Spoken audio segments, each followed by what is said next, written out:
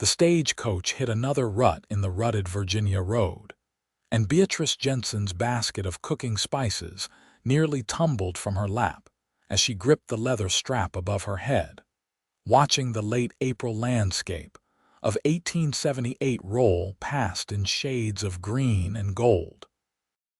She had traveled from Philadelphia with nothing but 2 trunks of belongings, her mother's recipe book, and a contract that promised 3 months of employment cooking for the spring cattle drive season at the Ironwood Ranch just outside Williamsburg, Virginia.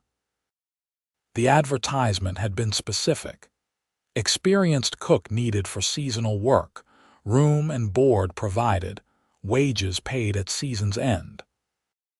What it hadn't mentioned was how the Virginia countryside would make her chest ache with a strange mixture of hope and homesickness, or how the red clay roads would seem to lead her towards something that felt less like temporary employment and more like destiny. The other passengers had disembarked at various stops along the way, and now Beatrice sat alone with her thoughts and the rhythmic clatter of wheels against packed earth. At 22, she had already buried both parents, worked in 3 different boarding houses, and learned that a woman alone in the world needed skills that paid. Cooking was hers. Not just the basic sustenance that filled bellies, but the kind of cooking that made men remember their mothers, that turned a rough bunkhouse meal into something worth sitting down for. She had references, glowing ones, but this was her first venture this far south, her first time cooking for cowboys and ranch hands instead of city boarders. When the stage finally rolled into Williamsburg, the late afternoon sun cast long shadows across the main street. The town was smaller than she had imagined, a collection of wooden buildings that seemed to lean into each other like old friends sharing secrets. A general store, a saloon, a church with a white steeple, a blacksmith shop with its forge glowing orange in the dimness. The driver helped her down and handed off her trunks with a grunt. "Someone meeting you, miss?" he asked, tobacco juice staining the corner of his weathered mouth. "The Ironwood Ranch was supposed to send someone," Beatrice said, smoothing her traveling dress and looking around at the handful of people moving about their business. A woman in a calico dress carried a basket of eggs. 2 men argued good-naturedly outside the saloon. A dog lay sleeping in a patch of sunlight. "That would be me." The voice came from behind her, deep and quiet, and when Beatrice turned she found herself looking up at a man who seemed to have been carved from the same red clay as the Virginia roads. He was tall, well over 6 feet, with shoulders that spoke of years of hard work. His face was sun-browned and serious, with gray eyes that studied her with an intensity that made her breath catch. He wore dusty work clothes, a worn leather vest, and a hat that had seen better days. He was perhaps 26 or 27, she guessed, with the kind of hands that knew ropes and reins and hard labor. "Preston Ironwood," he said, removing his hat to reveal dark hair that needed cutting. "I own the ranch. You must be Miss Jensen." "Beatrice Jensen," she confirmed, extending her hand. His handshake was firm but careful, as though he was conscious of his own strength. "Thank you for sending for me." "Your references were impressive," Preston said, and there was something in the way he said it that suggested he had not expected someone quite like her.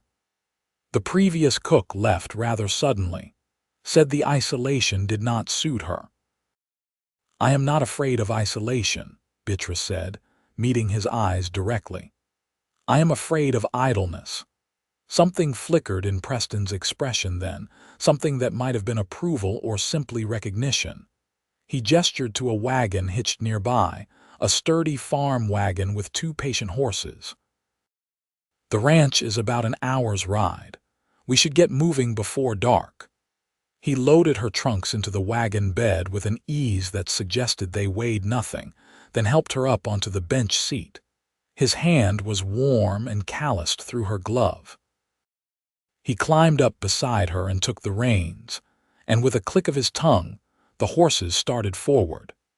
They rode in silence for the first few minutes, leaving the town behind and entering a landscape of rolling hills covered in spring grass and scattered oak trees. The air smelled of earth and growing things, fundamentally different from the coal smoke and refuse of Philadelphia. Beatrice found herself breathing deeper, something tight in her chest beginning to loosen. "Tell me about the ranch," she said finally, because the silence was stretching too long and she needed to know what she was walking into. Preston kept his eyes on the road. 300 acres. We run about 200 head of cattle, some horses. I have 6 hands who work year-round, and we take on another 10 or 12 for the drive season. You'll be cooking for anywhere from 12 to 20 men, depending on the day. Breakfast before dawn, dinner at noon, supper at sunset. The kitchen is separate from the main house, attached to the bunkhouse. You will have your own room adjacent to it. And the drive itself, we move the cattle to market in Richmond in late June. It is a 2-week journey there and back. You would stay at the ranch during that time, cooking for the skeleton crew we leave behind to maintain things. Beatrice nodded, absorbing this information. Your previous cook, what made her leave? Preston was quiet for a long moment, and she wondered if he would answer at all. She said the men were too rough, that I expected too much, that the work was never ending and thankless. He glanced at her then, those gray eyes measuring. She was not wrong about any of it. I did not come here expecting gratitude, Beatrice said. I came here to do a job and do it well. If the men want rough food and rough manners, they can cook for themselves. But if they want real meals, they will show some respect for the kitchen. The corner of Preston's mouth twitched, not quite a smile but close. I think you will do just fine, Miss Jensen. The ranch came into view as they crested a hill, and Beatrice felt something in her chest tighten again, but differently this time. The main house was a 2-story structure built of logs and planed lumber, solid and unpretentious. Beyond it stretched the bunkhouse, the barn, several smaller outbuildings, corrals where horses watched their approach with pricked ears. It was all neat and well maintained, speaking of a man who took pride in his property. In the distance, she could see cattle grazing on the hillside, dark shapes against the green. "It is beautiful," she said before she could stop herself. Preston looked at her in surprise, then followed her gaze across his land. "It is home," he said simply. He pulled the wagon up to the kitchen entrance, and before Beatrice could climb down, the door burst open and a wiry man with a grizzled beard appeared. "About time you got back, boss.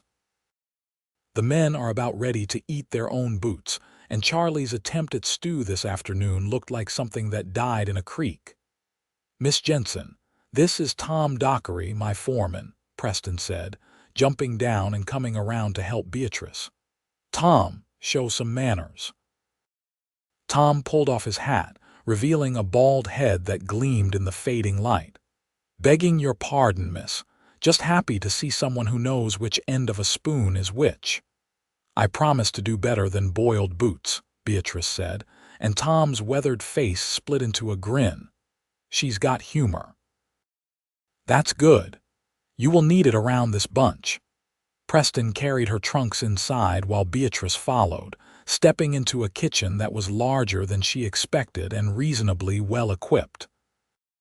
There was a massive cast iron stove, a long work table, shelves lined with dishes and pots, a good-sized pantry. It was clean but stark, lacking any of the small touches that made a kitchen feel lived in. Her room was just beyond, a small space with a narrow bed, a washstand, a trunk for her belongings, and a window that looked out toward the hills.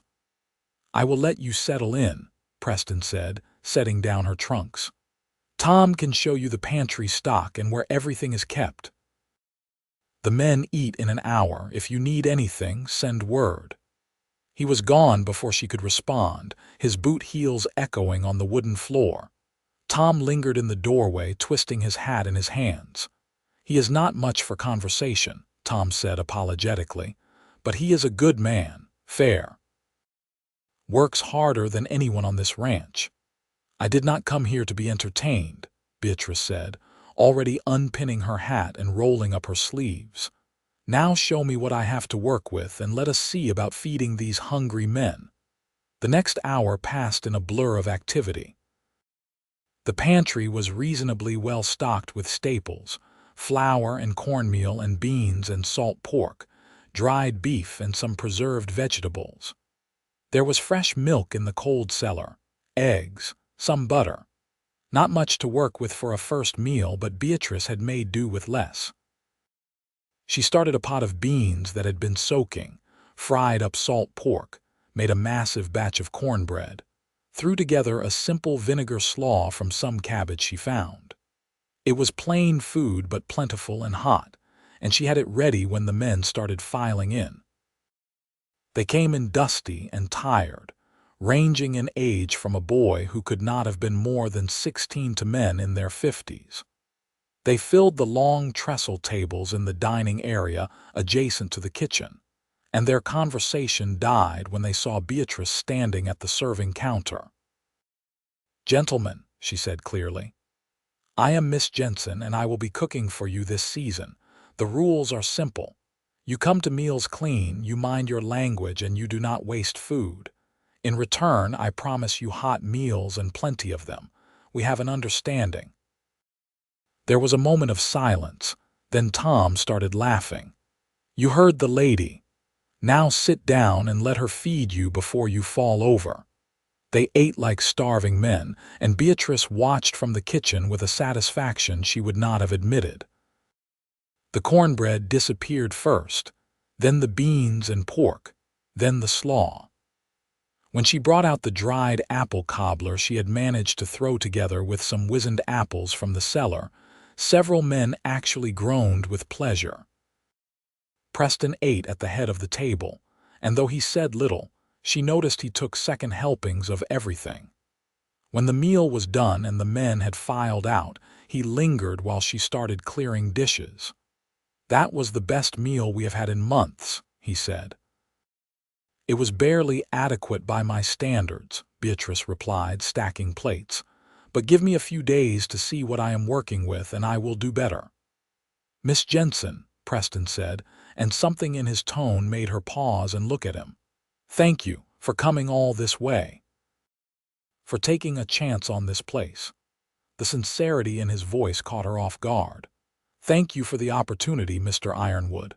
"Preston," he said. "Everyone here uses given names.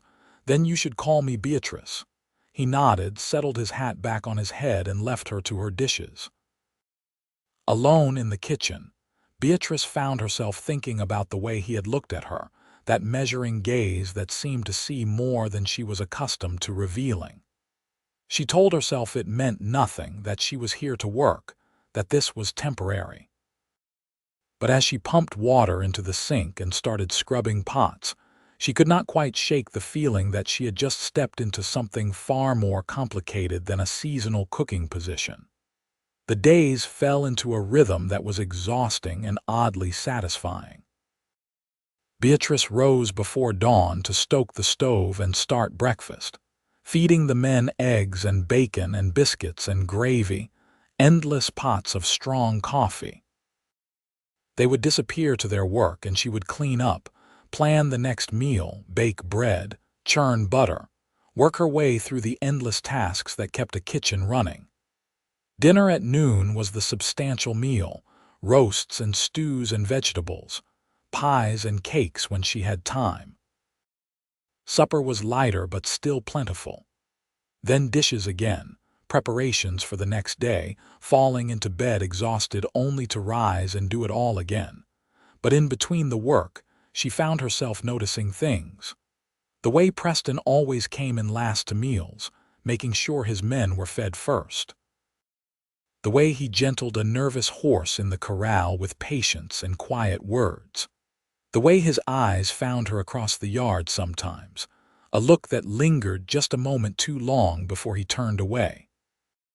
She told herself she was imagining it, that she was simply lonely and reading too much into common courtesy.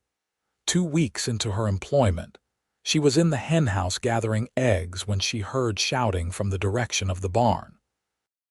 Hurrying out with her basket, she saw men gathered around someone on the ground. Her heart seized when she saw it was the youngest hand, a boy named Daniel who could not have been more than 17. What happened? Preston's voice cut through the commotion as he strode up. Horse threw him, Tom said grimly. Landed bad on his arm. Beatrice pushed through the circle of men and dropped to her knees beside Daniel, who was white-faced and cradling his left arm against his chest. She could see the unnatural angle of it and felt her stomach turn, but she kept her voice calm.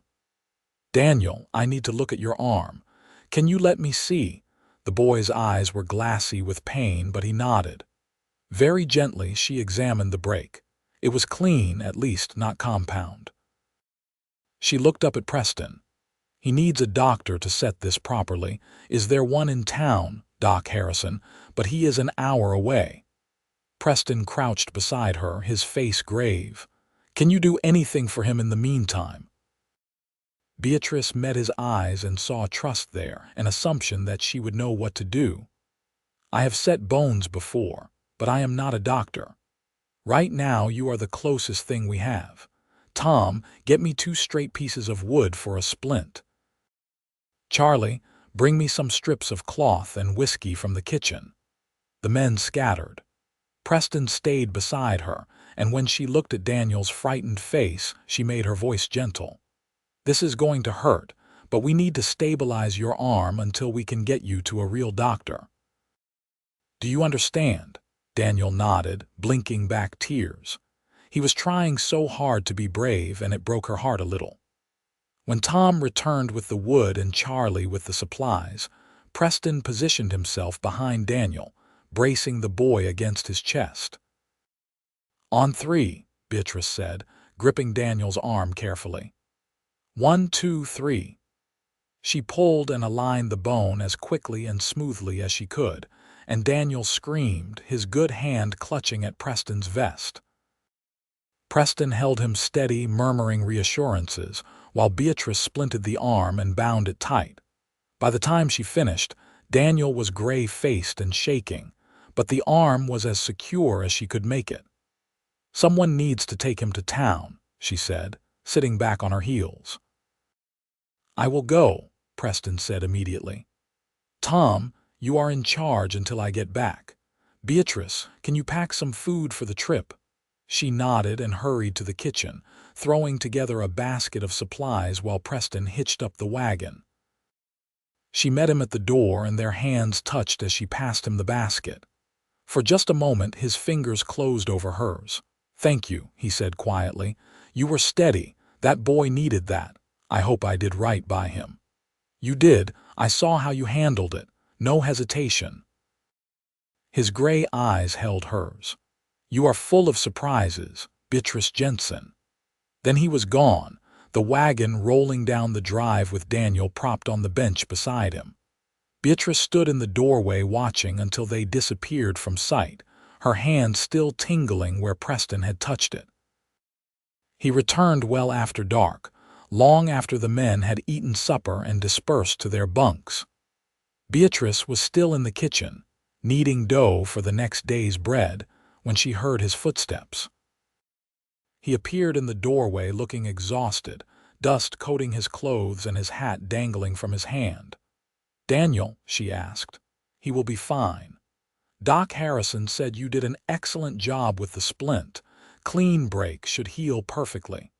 Preston leaned against the doorframe. I left him in town with the doctor for a few days of observation. His mother lives there so she can look after him. Relief flooded through her. I am glad. You should not still be working. It is past midnight. Bread waits for no one, Beatrice said, but she was aware suddenly of how she must look, hair escaping its pins, flour dusting her arms, face flushed from the heat of the kitchen. "Did you eat?" "I am fine." "That is not what I asked." He smiled then, a real smile that transformed his serious face into something almost boyish. "No, I did not eat. Sit," she ordered, pointing to the small table in the corner. "I saved you a plate." She warmed up the beef stew and cornbread from supper, poured him coffee, and set it all in front of him. He ate with the same focused intensity he seemed to bring to everything, and she went back to her bread, aware of him watching her as she worked. "Where did you learn medicine?" He asked between bites. "My mother was a midwife. I picked up things helping her." Beatrice punched down the dough, shaped it into loaves. "Broken bones, burns, fevers, difficult births. She said a woman needed to know how to tend the living and prepare the dead. That is a hard education." "It is a useful one." Preston finished his meal and brought the plate to the sink, standing close enough that she could smell the dust and leather and something essentially him. "You did not have to save me supper. You cannot run a ranch on an empty stomach. Is that the only reason?" The question hung in the air between them, weighted with something Beatrice was not sure she was ready to name. She kept her eyes on the bread, shaping the final loaf. "You should get some rest," she said instead of answering. "Tomorrow will come early." He was quiet for a long moment, then nodded. "Good night, Beatrice." "Good night, Preston." After he left, she stood in the silent kitchen with her hands still dusted with flour, her heart beating faster than it should. She told herself it meant nothing, that she was being foolish, that she had a job to do and nothing more. But when she finally lay down in her narrow bed, she dreamed of gray eyes and careful hands and a voice that said her name like it mattered. May turned to June, and the work intensified as preparations began for the cattle drive. More seasonal hands arrived, expanding her cooking duties. She was feeding 20 men 3 times a day now, and the sheer volume of food required was staggering. She was up before the sun and working long after it set, her hands constantly moving, her mind always 3 steps ahead planning the next meal. But she found moments, small stolen moments, when she would catch Preston's eye across the yard and something would pass between them. He started finding reasons to come to the kitchen between meals, ostensibly to discuss supplies or schedules, but really just to talk. She learned he had inherited the ranch from his father 5 years ago, that he had built it up from a struggling operation to something sustainable. He had a brother who had gone east, parents who had died within a year of each other, a deep and abiding love for this land that showed in every word he spoke about it. She told him about Philadelphia, about her parents' deaths, about the boarding houses and the loneliness of being unanchored in the world. She told him things she had not told anyone, and he listened with an attention that made her feel truly heard for the first time in years. One afternoon in mid-June, she was in the root cellar organizing supplies when she heard the trapdoor close above her. Alarmed, she hurried up the stairs and pushed, but the door would not budge. Something was blocking it. "Hello," she called. "Someone. The door is stuck."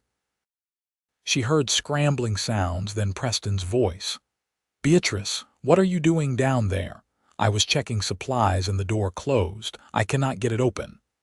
There is a sack of feed that fell across it. Hold on." There was a scraping sound and then the door lifted, daylight flooding in. Preston reached down to help her up and she grasped his hand, letting him pull her up into the sunshine.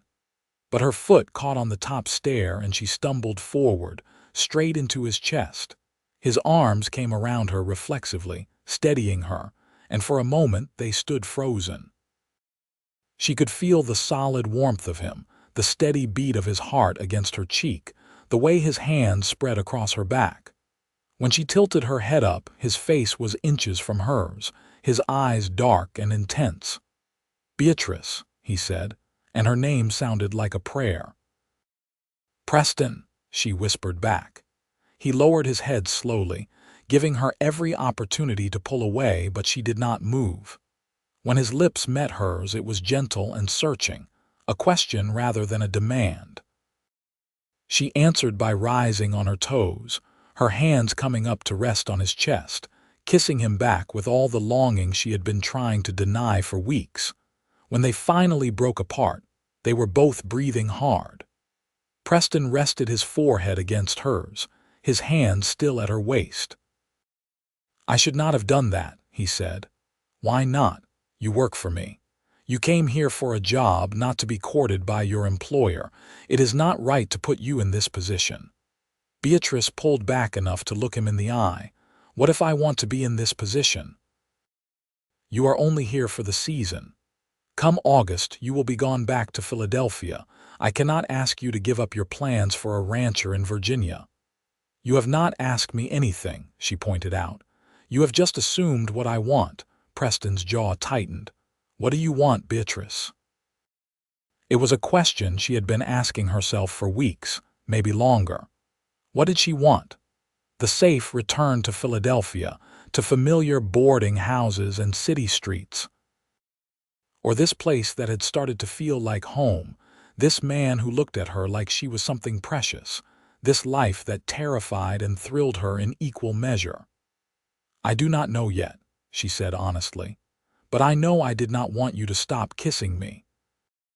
Something blazed in his eyes then, and he kissed her again, deeper this time, thorough and claiming. When they broke apart, she was dizzy with it. "We should talk about this," Preston said, but he did not let her go. "Later," Beatrice agreed. "Right now I need to start preparing dinner and you have work to do." "Later then," he agreed. He kissed her forehead, a gesture so tender it made her chest ache, then released her and stepped back. "Beatrice, just so you know, I am not good at casual. If we pursue this, if you decide you want this, I will be pursuing something permanent." "Is that a warning or a promise?" "Both." Then he was gone, striding back toward the barn, leaving her standing in the afternoon sunshine with her lips still tingling and her entire world tilted on its axis. The days leading up to the cattle drive were chaotic, and Beatrice was grateful for the work that kept her hands busy, and gave her an excuse not to think too hard about what was developing between her and Preston. But thinking and feeling were different things, and she could not stop the way her heart lifted every time she saw him, or the warmth that spread through her when their eyes met across the room. The night before the drive was to depart, Preston called her out to the porch after supper. The men were in the bunkhouse, and the ranch was settling into the quiet of evening. He handed her a cup of coffee and they sat on the steps, watching the stars come out over the hills. "I will be gone for 2 weeks," he said. "Maybe longer if we run into trouble. Tom and Charlie are staying behind with you and a couple of the older hands to maintain things." "I know. Tom has already gone over the schedules with me." "Beatrice, about what happened between us, you do not need to say anything," she interrupted. "I understand this is complicated." "No, let me finish." He set down his coffee cup and turned to face her. "While I am gone, I want you to think about something. Your contract ends in August. When it does, I would like you to consider staying. Not as the seasonal cook, but as something permanent. I know that is asking a lot, and I know we have not known each other long, but I have never felt about anyone the way I feel about you. You fit here, Beatrice. You fit in this kitchen, on this ranch, and if I am being honest, you fit with me. I am not offering you just a job. I am offering you a life here if you want it." Beatrice's throat was tight. "Preston, do not answer now. Take the 2 weeks while I am gone and think about it. Think about whether you could be happy here, whether this life is something you want. I will not pressure you, and I will not hold it against you if your answer is no. But I needed to ask before I left, because I cannot go 2 weeks wondering if you know how I feel." "How do you feel?" she asked softly. Like I have been waiting for you my entire life and did not even know it until you stepped off that stage." He reached out and took her hand, his calloused fingers threading through hers. "Like you belong here. Like this ranch, this place I love more than anything, only became complete when you walked into my kitchen. I am half in love with you already, Beatrice, and if you stay, I will fall the rest of the way so fast it will terrify us both. Only half." She managed, and he laughed, a sound of pure relief. "Maybe more than half, probably more than half, definitely more than half, Preston." She squeezed his hand. "I cannot promise what my answer will be, but I promise I will think about it, really think about it. That is all I ask." They sat together in the darkness, hands linked, not talking anymore, just being together. When Beatrice finally went inside to sleep, her mind was spinning with possibilities and fears, and a hope she barely dared to acknowledge. The next morning she rose before dawn to cook a massive breakfast for the men heading out on the drive. They ate quickly and efficiently, loading up with food for the trail. Preston was the last to leave, and he found her alone in the kitchen after the others had ridden out. 2 weeks, he said.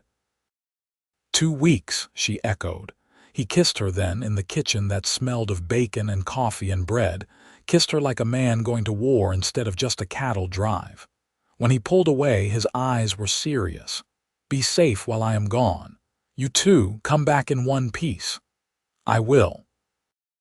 He hesitated at the door. "Beatrice, whatever you decide, know that these months with you here have been the best I have had in years. You have given me that, regardless of what comes next." Then he was gone, and she stood in the empty kitchen listening to the sound of hooves fading into the distance. Tom came in a few minutes later and found her standing motionless by the window. "He will be fine," Tom said gently. "Done this drive a dozen times." "I know," Beatrice said. But her chest was tight with worry and something deeper, something that felt terrifyingly like love taking root. The 2 weeks passed slowly. With only 4 men to cook for, Beatrice had more free time than she knew what to do with. She deep cleaned the kitchen, organized the pantry, experimented with new recipes. She helped Charlie repair a section of fence, learned to milk the cows, spent hours in the vegetable garden behind the house pulling weeds and thinking. She thought about Philadelphia, about the life she had left behind. It had been a safe life, predictable but also lonely. She had friends but no one close, work but nothing that engaged her heart. She thought about what it would mean to stay here, to tie her life to this ranch and this man, to exchange the security of familiarity for the risk of something new. She thought about Preston, about the way he had looked at her in the root cellar, about the care he took with his animals and his men, about the quiet strength in him that had nothing to do with dominance and everything to do with integrity. She thought about the way her heart had contracted painfully when he rode away, and how this place had started to feel like home when she was not paying attention. On the 10th day, she was hanging laundry when Tom approached with his hat in his hands, looking worried. "Miss Beatrice, I just rode out to check the north pasture and saw signs of trouble. Horse tracks, fresh ones, heading toward the box canyon where we keep the breeding mares. Could be nothing, but could be horse thieves. Charlie and I need to go check it out, but I do not like leaving you and Willie here alone." Willie was the oldest of the hands, well into his 60s, more suited to light work than any kind of confrontation. Beatrice straightened, clothespin still in her hand. "Go. Do what you need to do. We will be fine. If there is trouble, you stay in the house with the rifle. You know how to shoot well enough." Tom nodded grimly. "We will be back before dark. Keep your eyes open." She watched them ride out, then went to find Willie and explain the situation. The old man nodded seriously and retrieved a rifle from the bunkhouse, checking it was loaded.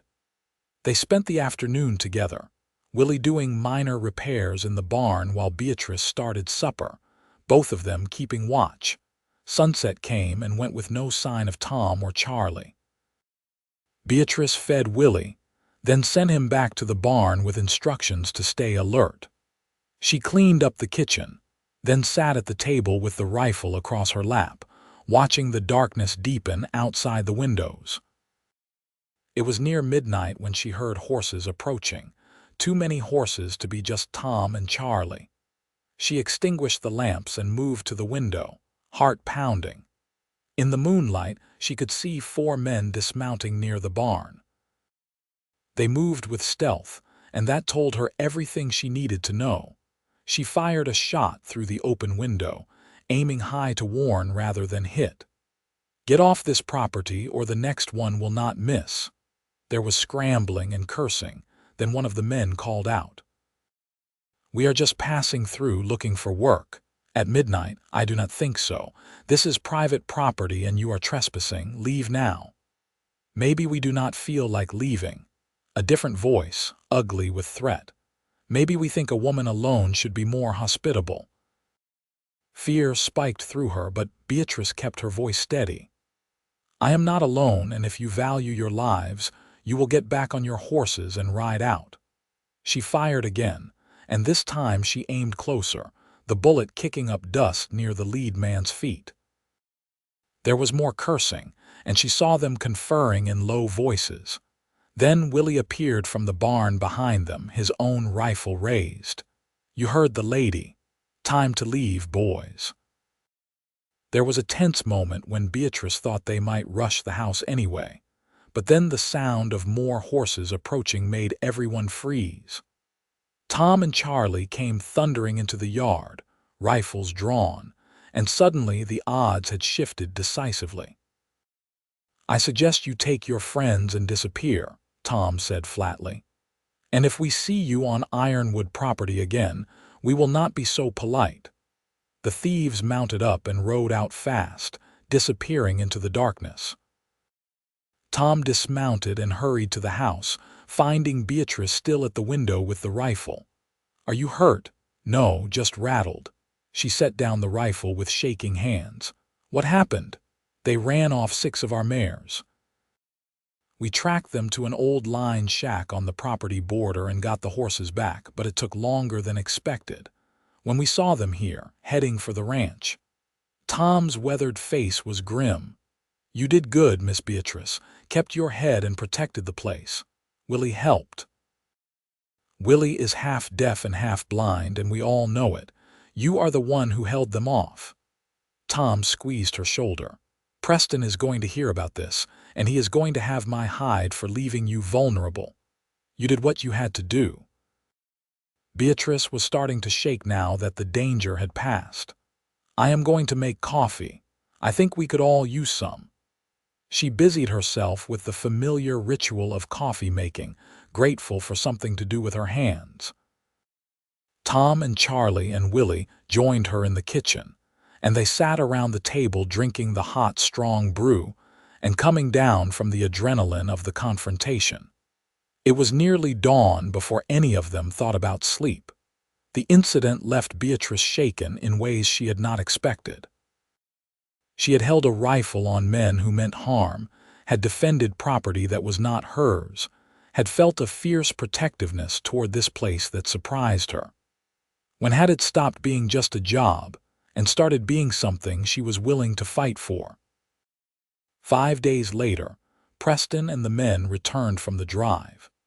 Beatrice was in the garden when she heard the sound of approaching cattle, and she hurried to the front of the house in time to see the herd being driven into the near pasture. The cowboys, dusty and tired but clearly successful.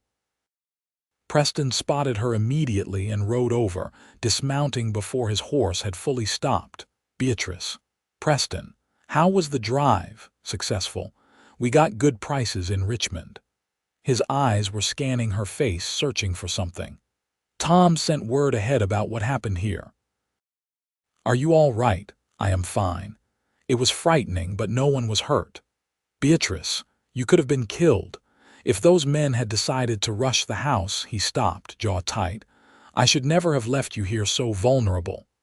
You left me with capable men and the means to defend myself. What happened was not your fault." She reached out and touched his arm. "Preston, I am fine. Really." He pulled her into his arms then, right there in the yard in front of his men and God and everyone, holding her so tightly she could barely breathe. "When Tom told me what happened, when I thought about what could have happened, I nearly went mad. I have been riding for 2 days straight to get back here. You are here now. We are both fine." She pulled back to look at him. "You need food and rest and probably a bath. I need you to tell me you have thought about what I asked. I need to know if you are staying or leaving because, Beatrice, if you are leaving, I need to start preparing for it now. And if you are staying." He cupped her face in his dusty, calloused hands. "If you are staying, I need to know that too." "I have thought about it," she said. "Every day you have been gone, I have thought about it." And she looked past him at the ranch, at the house and barn and rolling hills beyond, at the life he was offering her. She thought about the moment in the darkness when she had defended this place with everything she had, about the way her heart had lifted when she heard his voice just now, about the fact that Philadelphia felt like a distant memory and this felt like home. "I want to stay," she said. "But Preston, I need you to understand what you are asking. I am not just some docile woman who will cook and clean and never have opinions. I am stubborn and opinionated, and I will argue with you when I think you are wrong. I have no experience being a rancher's wife, no idea if I can really build a life here.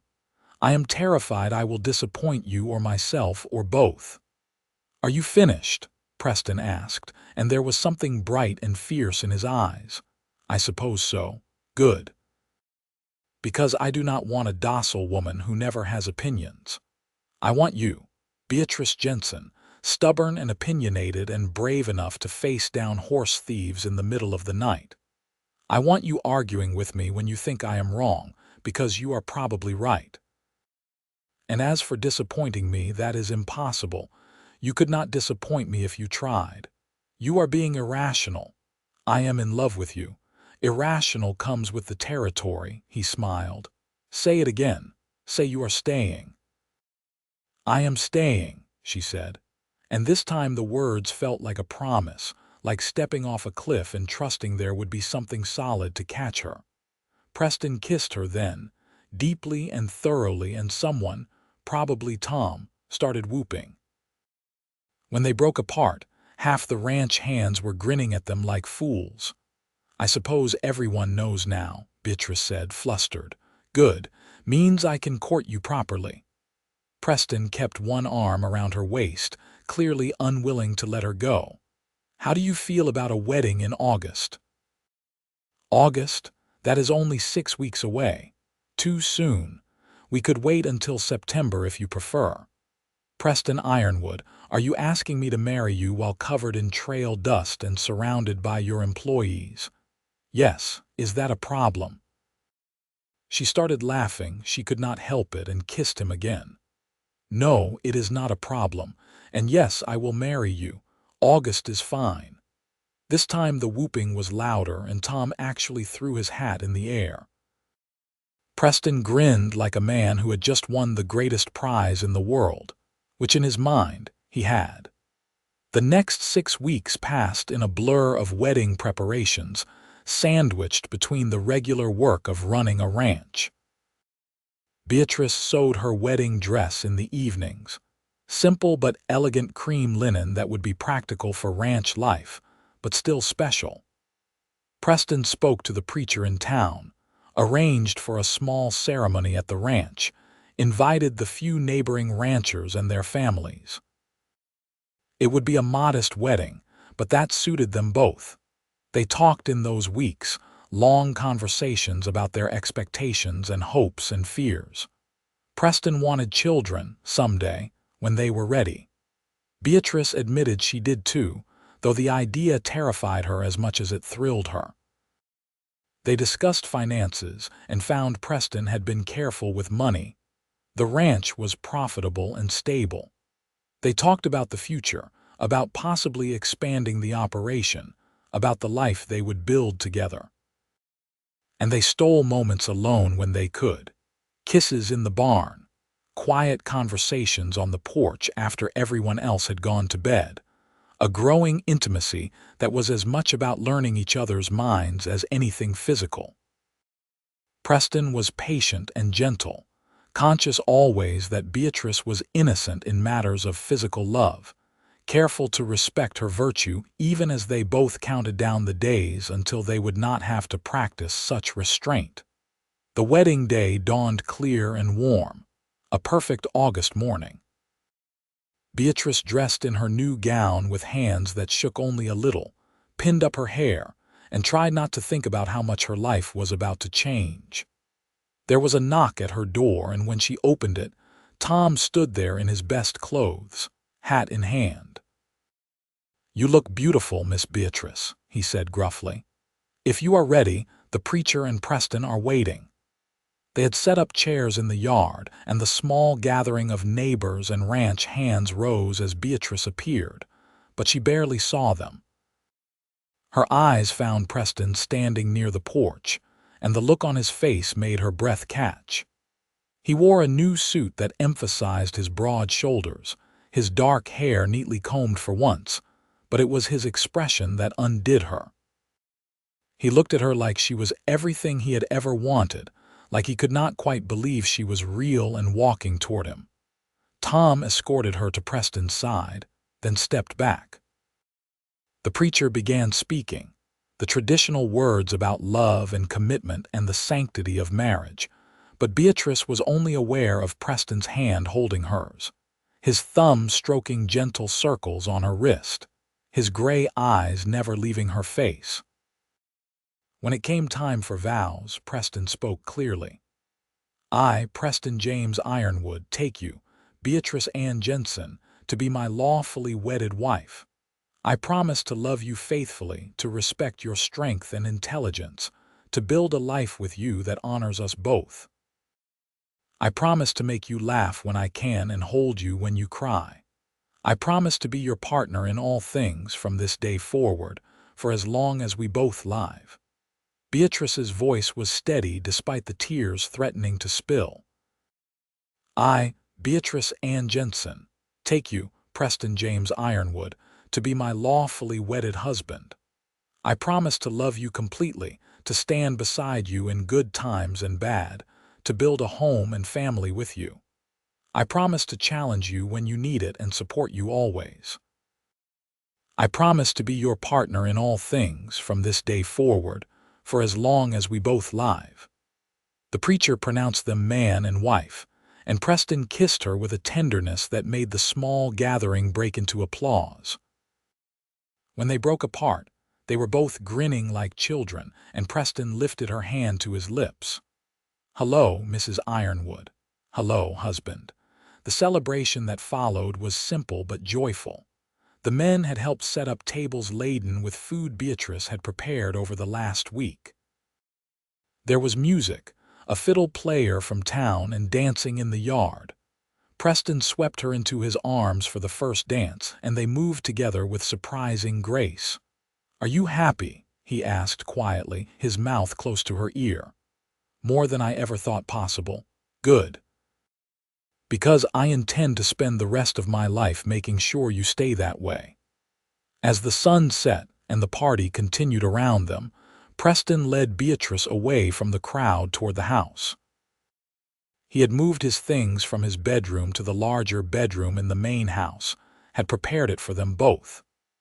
When they stepped inside and he closed the door, Beatrice felt nerves flutter in her stomach. Preston must have sensed it because he took both her hands and held them gently. "We do not have to do anything you are not ready for. I can sleep on the floor if you need more time." "No," Beatrice said firmly. "I am nervous, yes, but I want this. I want you. I trust you." He kissed her then, softly at first, then with growing passion as she responded. He was patient and careful with her, murmuring reassurances, checking that she was all right, making her first time as gentle and loving as he could. There was some pain, as she had been warned there would be, but there was also pleasure and intimacy, and a sense of profound connection that left her breathless and awed. Afterwards, lying in his arms with her head on his chest and his fingers trailing through her hair, Beatrice felt a bone-deep contentment she had never experienced before. "I love you," Preston said into the darkness. "I should have said it before now, but I love you, Beatrice. More than I thought possible to love another person." "I love you too," she whispered.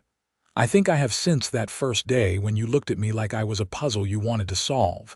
You are still a puzzle, but you are my puzzle now." He kissed the top of her head. "Get some sleep, wife. Tomorrow the real work begins." "What work is that?" "Building a life together. The best work there is." The first year of their marriage was not without challenges. Learning to share space and decisions after years of independence required adjustment for them both. Beatrice discovered that Preston had a stubborn streak that matched her own, and they had arguments, sometimes heated ones, about everything from ranch management to where to plant the new rose bushes.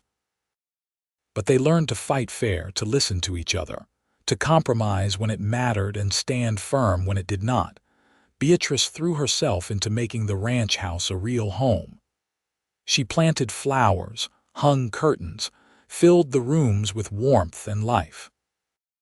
She continued cooking for the hands, but now she also had the entire household to manage. She learned the business side of ranching, working with Preston on the accounts, offering opinions on cattle purchases and land management. He valued her intelligence and never dismissed her ideas simply because she was a woman, and she loved him all the more for it. The men accepted her as the boss's wife with surprising ease, perhaps because she had earned their respect long before the wedding. She doctored their injuries, listened to their problems, occasionally broke up their arguments with the same firm authority she brought to everything else. Tom became a close friend to them both, a gruff uncle figure who was fiercely protective of their happiness. That first winter, Beatrice discovered she was pregnant. She had suspected for a few weeks, but when the doctor in town confirmed it, she found herself both thrilled and terrified. She waited until they were alone in bed that night to tell Preston. "I have news," she said, her hand resting on his chest. "Good news or bad news? That depends on your perspective, I suppose. I am with child." Preston went very still, then sat up so fast he nearly knocked her over. "You are certain?" The doctor confirmed it this morning. "Beatrice." His voice was thick with emotion. He pulled her into his arms, holding her so tightly she gasped. "This is the best news, the very best. You are not worried about all the things that could go wrong." "Terrified," he admitted, "but also happier than I can express. You are going to be a mother. We are going to be parents. That seems impossible.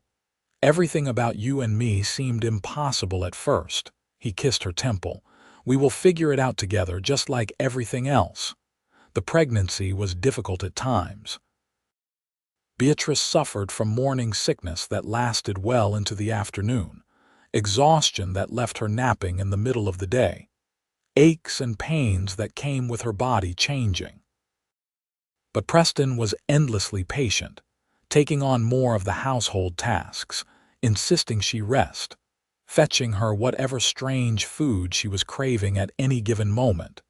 As her belly grew, Beatrice found herself overwhelmed by waves of emotion. Fear that something would go wrong, that she would lose this precious life growing inside her. Joy at the thought of holding her own child. Wonder at the movements and kicks she felt as the baby grew. Preston would put his hand on her stomach in the evenings, marveling at the life they had created together. In early May, as the Virginia spring bloomed around them, Beatrice went into labor. It was long and difficult, and there were moments when she thought she could not bear it anymore. But Preston stayed with her through all of it, holding her hand, wiping her face with cool cloths, murmuring encouragement even when she cursed him for putting her in this position. When their son finally arrived, wailing his displeasure at being forced into the cold world, Beatrice wept with relief and love and exhaustion. Preston cut the cord with shaking hands, and when the doctor placed the cleaned and swaddled baby in his arms, his face transformed into something Beatrice would remember for the rest of her life. Pure awe and fierce protectiveness, and love so profound, it seemed to radiate from him. "He is perfect," Preston said hoarsely. "Beatrice, you did this. You created him." "We created him," she corrected. "What should we name him?" They had discussed names but never settled on one. Preston looked down at his son, at the dark hair and red face and tiny fists. "Paul," he said. "Paul Thomas Ironwood, after my father and Tom, the two best men I have known." "Paul Thomas Ironwood," Beatrice repeated. "It is perfect."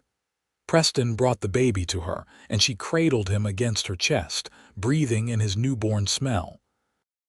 Paul quieted immediately, rooting against her, and with the doctor's help, she managed to get him to nurse.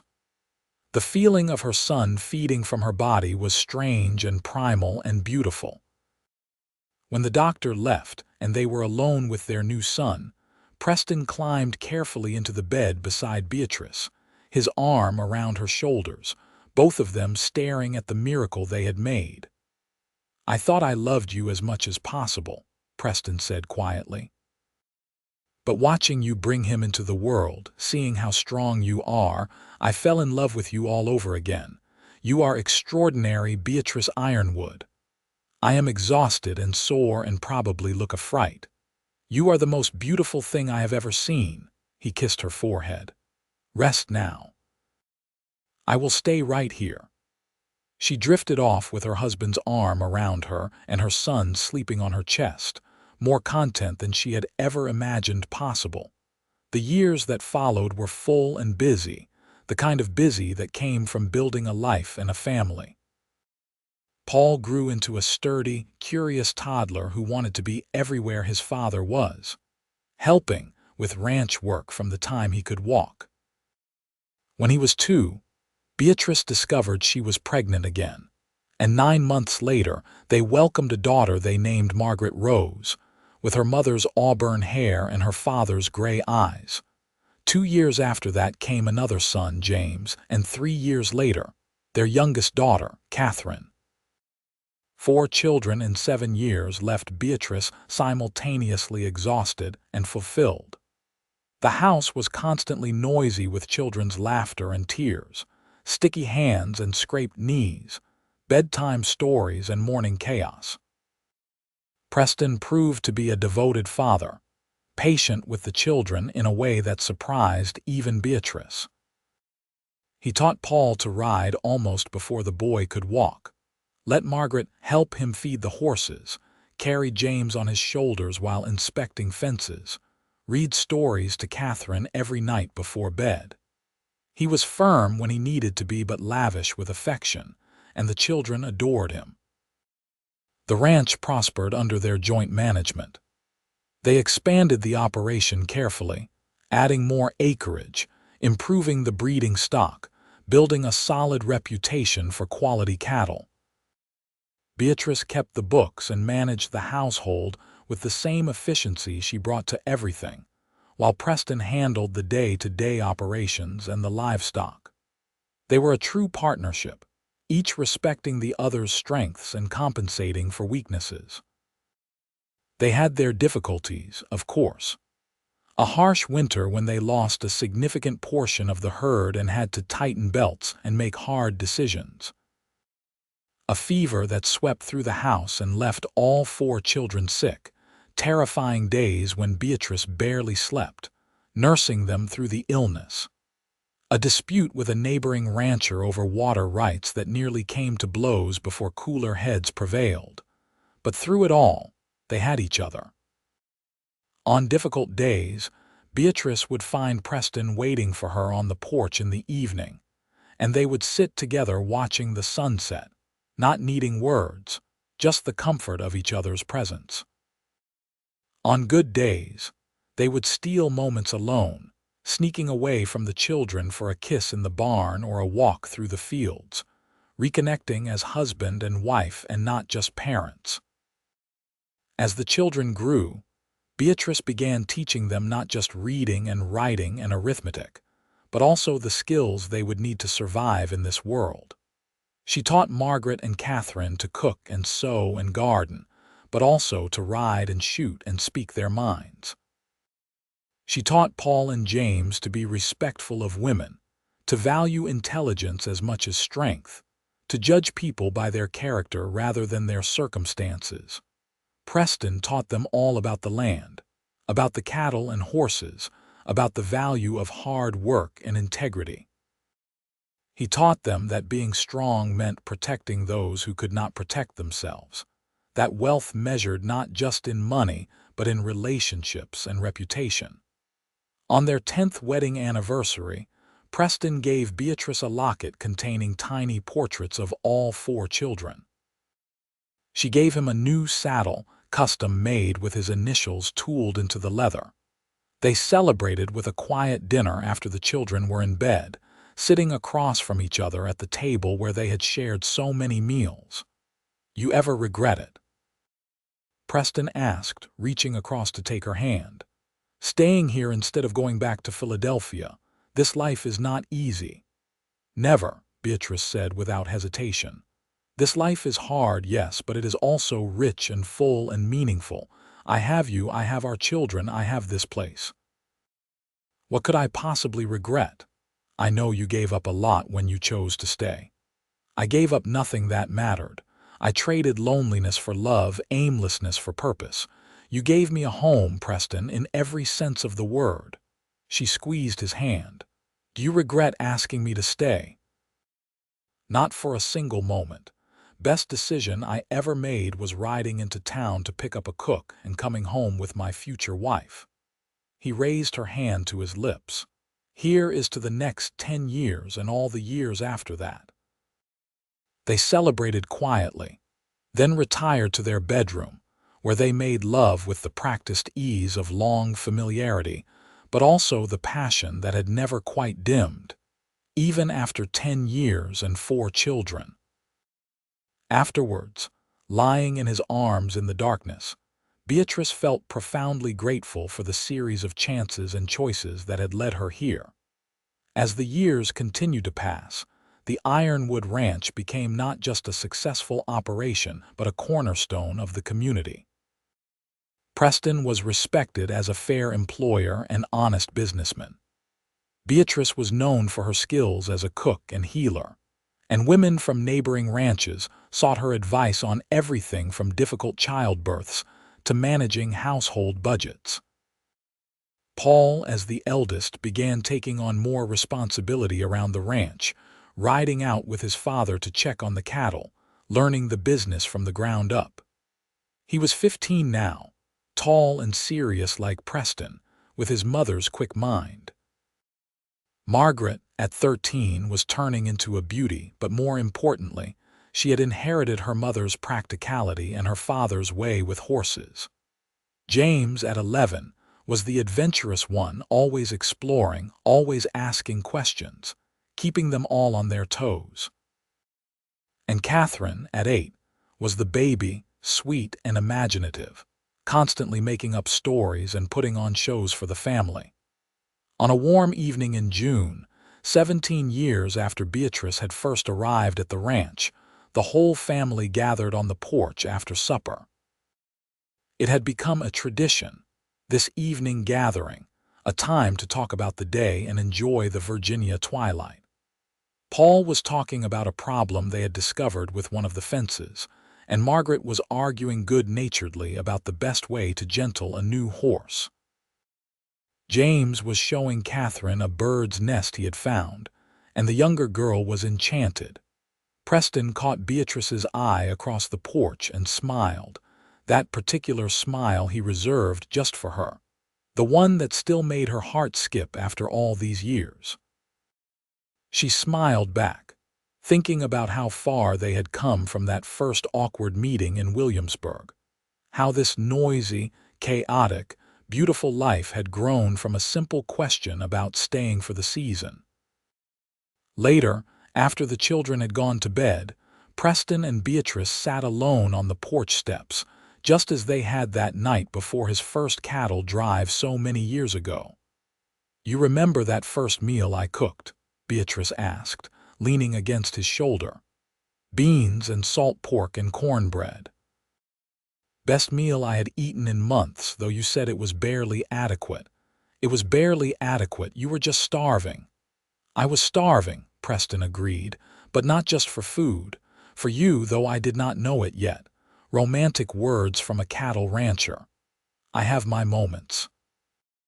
He kissed the top of her head. "Beatrice, I need to tell you something." Something in his tone made her sit up and look at him. "What is wrong?" "Nothing is wrong. But Tom came to me today. He is thinking about retiring, moving to town to live with his sister. He is getting too old for ranch work, and his arthritis is getting worse."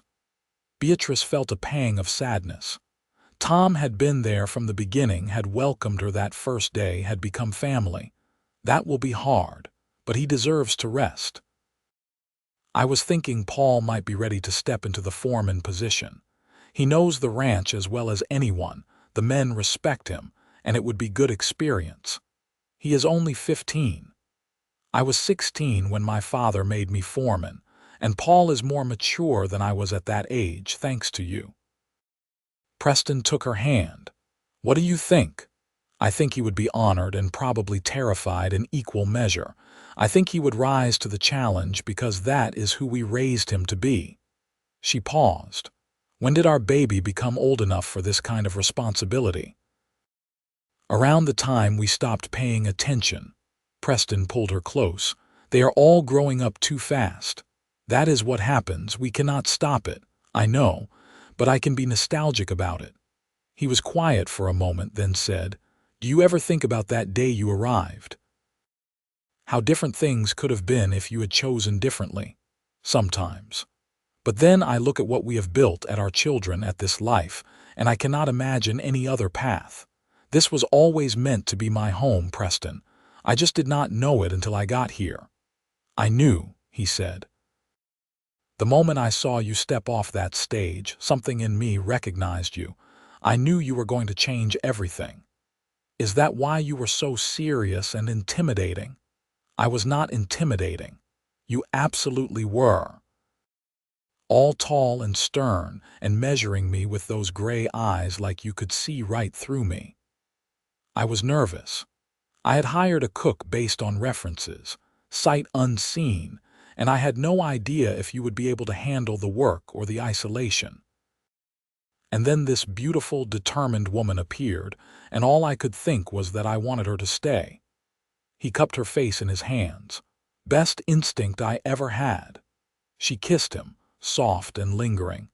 "Best decision I ever made was listening when you asked me to think about staying. Even though you terrified me. I terrified you. The intensity of what I felt for you terrified me. I had known you for barely 2 months when you asked me to stay permanently, and I was already half in love with you. That was terrifying. Only half, maybe more than half." He laughed, and the sound was rich and warm in the darkness. They sat together, husband and wife, watching the stars come out over the Virginia hills, content in the life they had built together. The transition of responsibility happened gradually. Tom stayed on through the summer, teaching Paul everything he knew about managing men and cattle, about reading weather and land, about the 1,000 small details that kept a ranch running smoothly. By fall, Paul had fully stepped into the foreman role, and Tom moved to town with their blessing and a generous retirement settlement that would keep him comfortable for the rest of his years. Margaret began helping her mother more with the books and household management, showing a head for numbers that suggested she might one day be the financial mind of the operation. James declared his intention to become a veterinarian, fascinated by animal health and care in a way that went beyond typical ranch interest. And Catherine, their youngest, remained the dreamer, talking about traveling and seeing the world beyond Virginia, though she was still too young for such dreams to be anything but fantasy. Preston and Beatrice found themselves shifting into a new phase, slowly stepping back from the day-to-day operations as their children took on more responsibility. It was bittersweet, watching the next generation rise, but also satisfying to see the fruits of their labor and parenting. On a crisp October morning, 20 years after Beatrice had first arrived at the ranch, she was in the kitchen preparing breakfast when Preston came in from the barn earlier than usual. She looked up from the biscuit dough she was rolling. "Is something wrong?" "No. I just wanted to catch you alone before the chaos starts." He crossed to her, heedless of the flour on her hands, and pulled her into his arms. "You know what day it is? Saturday? It is October 15th. 20 years ago today, I rode into Williamsburg to pick up a cook for the season. 20 years ago today, my life changed forever." Beatrice's throat tightened. "You remembered the exact date." "I remember everything about that day. The way you looked standing beside your trunks, trying not to look nervous. The way you met my eyes directly when we shook hands. The way you smelled like lavender and determination." He kissed her forehead. "The way I knew even then that you were going to matter. Preston Ironwood, you are going to make me cry into my biscuit dough. Cannot have that. Salty biscuits are not appetizing." But he did not let her go. "I just wanted to mark the day, to tell you that every single day of these 20 years has been a gift. You came to cook for a season and you gave me a lifetime. Thank you for that." "You gave me a lifetime too," she said, her hands coming up to rest on his chest. "A full, rich, beautiful lifetime. Thank you for asking me to stay. Thank you for seeing something in me worth keeping. Always," he promised, "for as long as I draw breath." They stood together in the early morning kitchen, husband and wife, partners and lovers and best friends, while the household began to wake around them. In a few minutes, the children would come down and the day would begin in earnest. But for this moment, it was just the two of them, marking 2 decades of love and life and choosing each other. Paul appeared in the doorway, now nearly as tall as his father, and cleared his throat. "Sorry to interrupt, but we have a situation with the fence line in the south pasture. Some of the posts came down in that storm last night." "I will come look," Preston said, but he kissed Beatrice first, thorough and possessive, making Paul roll his eyes good-naturedly. "You two have been married 20 years. Are you ever going to stop being so affectionate?" "Never," Preston and Beatrice said in unison, and Paul shook his head but smiled. After they left, Beatrice returned to her biscuits, but she was smiling. 20 years. 2 decades of marriage, of building a life and a family, of turning a temporary position into a permanent home. She thought about the woman she had been when she stepped off that stagecoach, alone and uncertain but determined. She barely recognized that woman now. Life had shaped her, this place had shaped her, Preston had shaped her, into someone stronger and more confident and infinitely happier. The kitchen door opened again, and this time it was Margaret carrying a basket of eggs from the henhouse, Catherine trailing behind her chattering about a story she was writing. "Mama, is it true you and Papa met exactly 20 years ago today?" Margaret asked, setting down the basket. "It is true." "Why?" "Papa was talking about it at breakfast yesterday. He said you came to cook for the season and he convinced you to stay forever. That is so romantic." "It was not quite that simple," Beatrice said, though she was smiling. "There was a great deal of uncertainty and fear mixed in with the romance." "But you knew he was the one, right?" Catherine asked, her 8-year-old face earnest. "You knew you were supposed to be together?" Beatrice considered the question. "I knew he was a good man." I knew this place felt like it could be home. I knew I did not want to leave when the season ended. But knowing for certain, knowing we would build this life together, that took faith. Faith in him, faith in myself, faith that we could create something lasting. Did you ever regret it? Margaret asked. Not once, not for a single moment. Beatrice pulled both her daughters close. The best things in life usually require a leap of faith. Remember that, both of you, when the time comes for you to make your own choices about love and life.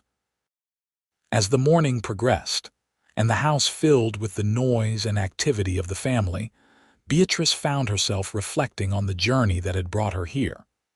From Philadelphia to Williamsburg, from temporary cook to rancher's wife and mother, from alone in the world to surrounded by love.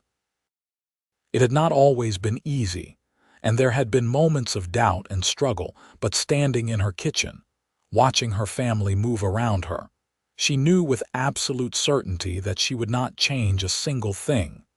Preston returned at midday, dirty from repairing fences but satisfied. He washed up at the pump outside, then came in for dinner, dropping a kiss on Beatrice's cheek as he passed. The family gathered around the long table, the same table where she had served her first meal to a room full of skeptical cowboys 20 years ago. Now it was surrounded by her husband and children, by laughter and conversation and love. After the meal, as the children dispersed to their various activities, Preston lingered. "I have something for you," he said, pulling a small wrapped package from his pocket. "Preston, you did not need to get me anything. Open it." Inside was a delicate silver necklace with a pendant in the shape of a spoon crossed with a horseshoe. It was whimsical and perfect and made her laugh. "It represents us," Preston explained. "The cook and the cowboy. The season that became a lifetime. It is perfect." She turned so he could fasten it around her neck, the pendant settling just below her collarbone. Thank you," he countered, "for staying, for building this life with me, for loving me even when I am difficult and stubborn." "You could say the same about me." "I married a stubborn, opinionated woman on purpose," Preston said. "I would not want you any other way." As evening fell and they gathered on the porch as was their custom, Beatrice looked around at her family, at this place that had become home, at the man who had asked her to stay for a lifetime. She thought about all the moments and choices that had led to this, about the courage it had taken to say yes to the unknown, about the reward of faith and love and commitment. Paul was discussing the next day's work with his father, his young face serious and engaged. Margaret was reading to Catherine, practicing the patience that would one day make her a good mother. James was sketching in a notebook, probably drawing some animal he had observed. Preston's hand found hers, their fingers intertwining with the ease of 20 years of practice. "Happy," he murmured, for her ears only. "More than I can say," she replied. And it was true. This life, this family, this love, it was more than she had ever dreamed possible when she had climbed aboard that stagecoach in Philadelphia so many years ago. She had come to Virginia to cook for a season, running from loneliness and toward the unknown. She had found a home, a purpose, a love that had grown and deepened with every passing year. The sun set over the Virginia hills in shades of gold and purple, painting the sky with color. Tomorrow would bring new challenges, new joys, new moments to navigate together. But tonight, surrounded by her family, holding the hand of the man who had seen her worth when she was just a temporary cook, Beatrice felt complete. She had come to cook for the season. The cowboy had asked her to stay for a lifetime, and in staying, in taking that leap of faith, she had found everything she had been searching for without even knowing she was searching. She had found home. She had found love. She had found herself. And that, Beatrice thought as she watched her husband interact with their children, as she felt the weight of the pendant at her throat and the warmth of the evening air on her skin, was the greatest gift of all. Not just being asked to stay, but having the courage to say yes. Not just finding love, but nurturing it through 20 years of ordinary days and extraordinary moments. Not just making a home, but filling it with life and laughter and the messy, beautiful reality of a family. "Mama," Catherine called from across the porch, "will you tell us the story about how you and Papa met?" "You have heard that story 100 times," Beatrice protested. "But we love it," Margaret added. "Please." Beatrice looked at Preston, who was grinning. "It is your story to tell," he said. So she gathered her children around her, these beautiful humans she and Preston had created and raised. And she told them again about the stagecoach and the advertisement and the decision to travel south for a temporary job. She told them about the serious rancher who had met her in town, about the first meal she had cooked, about learning to love this place and these people. She told them about choosing to stay, about the leap of faith that had changed everything. And as she spoke, with Preston's arm around her shoulders and their children listening with rapt attention despite knowing every word, Beatrice felt the rightness of it all settle into her bones. This was her story, their story, the story of how a season became a lifetime and how love, real love, was built not in grand gestures but in daily choices to stay, to commit, to keep choosing each other. When the stars came out and the children finally drifted off to bed, Preston and Beatrice remained on the porch as they had so many nights before. "You think we did right by them?" Preston asked. "The children, we did our best. That is all anyone can do." Beatrice leaned her head on his shoulder. "They are good people, Preston, strong and kind and capable. That did not happen by accident. No, that happened because they had you as a mother." He kissed her hair. "Come to bed, wife. Tomorrow we start year 21. "Year 21, she repeated, liking the sound of it. "I wonder what it will bring." "Whatever it brings, we will face it together, just like we have faced everything else." They went inside, arm in arm, leaving the porch to the night and the stars. Behind them, the ranch settled into quiet, the horses in their stalls, the cattle on the hills, the land resting under the Virginia sky. And in the morning, it would all begin again, the endless cycle of work and life and love that defined their existence. But that was tomorrow. Tonight, Beatrice Ironwood, who had once been Beatrice Jensen of Philadelphia, who had come south to cook for a season and stayed to build a lifetime, climbed into bed beside her husband and felt nothing but gratitude for the journey that had brought her here, for the courage to say yes, for the man who had asked her to stay, for the life they had created together, beautiful in its ordinariness, extraordinary in its depth of love. Preston pulled her close, and she settled into the familiar curves of his body, listening to his heartbeat slow as he drifted toward sleep. 20 years together, and she still loved being this close to him, still felt that spark of connection that had first ignited in a root cellar so long ago. "I love you," she whispered into the darkness. "I love you too," he murmured back, already half asleep. "My Beatrice. My cook who became my everything." She smiled into his shoulder, and as sleep claimed her, her last conscious thought was simple and profound. She had come to cook for the season. The cowboy had asked her to stay for a lifetime, and she had said yes. God, how she had said yes. And every day since had been an affirmation of that choice, a testament to the power of love and faith, and two people committed to building something lasting together. In the morning, there would be breakfast to cook and work to do, and the endless tasks of managing a family and a ranch. But that was the joy of it, the everyday magic of a life well lived. She had found her place, her person, her purpose. She had found home, and that, Beatrice knew as sleep finally took her, was worth everything. Worth the risk, worth the uncertainty, worth the leap of faith that had changed her life forever. She had come as a cook for a season, but she had stayed as a wife, a mother, a partner for a lifetime. And if she could go back and do it all again, she would not change a single thing. The end.